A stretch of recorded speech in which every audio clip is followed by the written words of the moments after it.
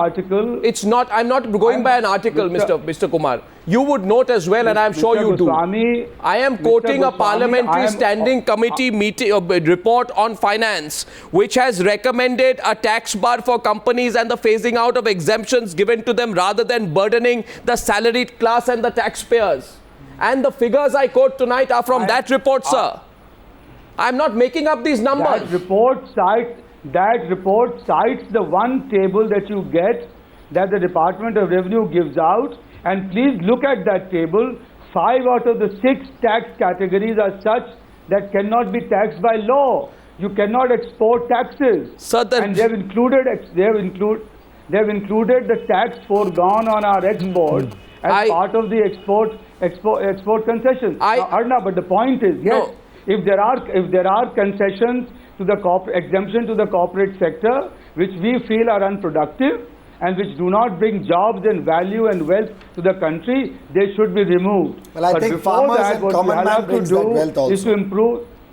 Sure, they do. What you will have to do is to improve. You will have to improve, correct the price distortions in the economy. The diesel will have to be tackled again. So you are LPG targeting. will have to be tackled. So this is what the worry is, and I'd like to welcome in Balchandra Mungekar into our panel right now.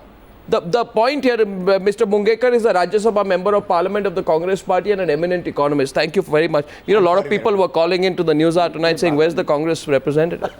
And I said, it's not like the Congress representative is running away. He's stuck in a traffic jam. Because now, my question... The price rise. People are rushing to petrol pumps to fill up Give him an opportunity tonight. My question is, sir, you are, or rather my charge tonight, is that you are taking your entire pressure out on the softest target. And the soft target is the middle class.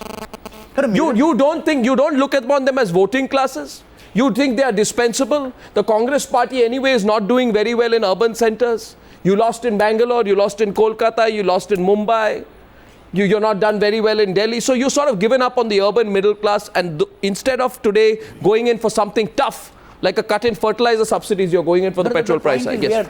People are discussing with Aam Aadmi or middle class. Aam Aadmi is not middle. No, middle class is not Aam Aadmi. No, that's right. That's are you beginning on a premise that the middle class is not an Aam Aadmi? First of all, absolutely not Aam Aadmi, because middle class, 25-30% middle class in this country, most of the benefits after independence they have got at the cost of the bottom 50-60% of the population. Now, so far this petrol hike is concerned. What is your definition of the middle class in that sense? Let me give you an example. If there's somebody in Mumbai who earns 30,000 or 35,000 rupees a month. Now, compared to 22 rupees per capita expenditure. By your government's definition. No, but even take 30. By your government's unrealistic definition. This is absolutely unreasonable definition that one is talking about. 30, what is countries, the people, those who are below poverty line, by standard of 25 rupees per day, 50% people below poverty line. Right. And the people, those who are getting 57,000 crores of rupees concession because of the import duty relaxation on the import of gold and diamond, that we are talking about middle class. Fantastic. The middle class which is purchasing gold at the cost of 29,000 per 10 gram. That is middle class. And what is the exemption on gold and diamonds from customs duty? Last year, 11-12, it was 57,000 crores of rupees. So according to that, you answered my question. You answered my question. One second. No, Mr. there is no question at all. My question is very simple to you today. You are talking about middle class or Aam Aadmi. You first let Sir, I am asking you tonight a very simple question. If this is about economic management, then please tell the viewers of News Hour tonight why you are exempting gold and diamond from customs duty. Mr. Piyush Goyal was there. No, please. Mr. Piyush Goyal was there when we discussed this in the parliament. I raised the question that I am not able to reconcile to the decision of the finance minister. But last year, I am not saying, I am not blind follower, I am following economics. Now, India, for example, you are talking about Aam Aadmi. No, please, one minute. Sir, you are an eminent economist. No, I'm sorry, I don't. But I have a very Aam Aadmi question for you. No, I don't claim. Basically, the question began with 7 rupees increased petrol. 24 times India raised the diesel. Sir, you tell me 21 times petrol. So forget what the BJP did. What about you are talking about then? Forget what the BJP did. 24 times. And reduced it 27 1 second, gentlemen. Can we have some more? One second. Mr. Mungekar, I have a question. You tell me the issue. Mr. Mungekar, the issue is very simple. What? The issue is very simple. From Bengaluru to Kanyakumari today, people are asking one question. The government of India is telling us that in its infinite wisdom, we have no alternative There is no other way in which we can raise revenues. I'm very sorry, but we have to raise revenues by taxing you. I am telling you tonight, and you ask Professor Amartya Sen will tell you tonight, that you have chosen not to tax many areas. You have chosen not to look at areas where you can tax people. You are letting the corporates off, and you are putting the pressure. You are letting the corporates off, and you are putting the pressure on the middle with class. all regard for Professor Amartya Sen, Amartya Sen has not written Rig Veda or Yajurveda. For your information, let me tell you with all regards, he is my guru. I tell you, he is talking for last 20 years. You spend more on, just listen. Well, Garibi has now started in 1971. Piyush, please. Still at 25 rupees. Piyush, please let me talk. First of all, I came very late because it was beyond my control. Okay. But Professor Amartya Sen has been telling last 20 years that you should spend more on health and education. 11 plans spend 20% resources on education and 10% on health.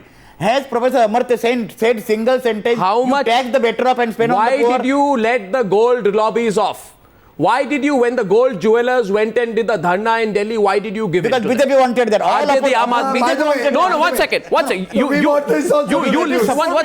will let the gold jewelers off, and you will put a 7 rupee 50 paisa price on petrol price. My Right? dear friend, Yes. government will be making some high money into this. Oh, so they already decided on the rollback. They've already decided that- Piyush, you are unfair to me. My question is, this is my turn.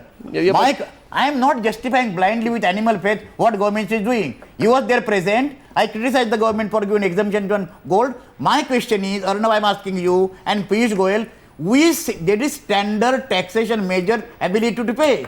Which section? Lower middle class, working class, middle class, upper middle class? What the class we are representing? You have just said tonight on the program, your record is saying that somebody say the middle class is not an Aam Aadmi.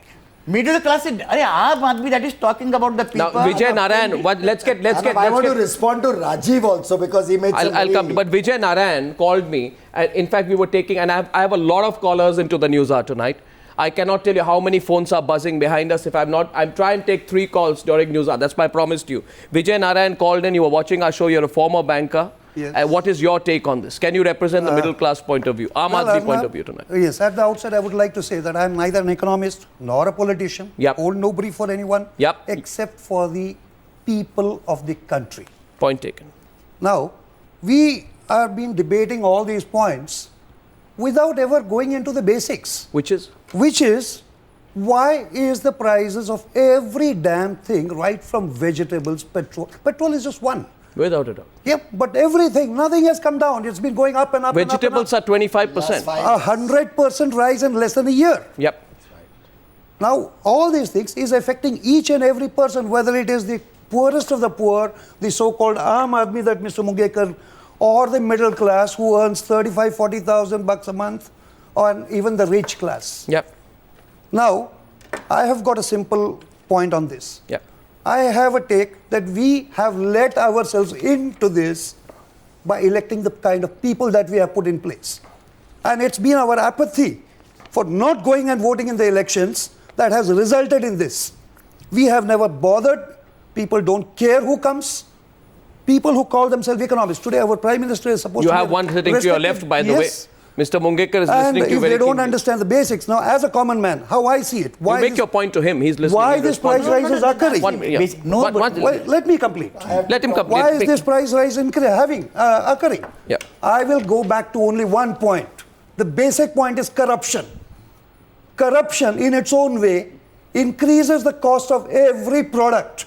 No businessman, no professional is going to pay money out of his own pockets. Yeah. It's eventually going to end up in the rise in the cost of the products. Yeah. So eventually, who pays for all this? Each and every Indian, each and every citizen who is buying anything. I want to know a simple question here. Now, we said we a lot of money. Actually, let me get Sudhakar Reddy, General Secretary of the CPI. No, just one minute. I want to get Mr. Sudhakar Reddy. I'll come back to you. Mr. Reddy, your take. The government says no alternative global factors. I'd like you to respond to the points made by Balachandra Mungekar on Top of News Hour tonight. Yes, Mr. Mungekar, to you. I don't agree that there is no alternative.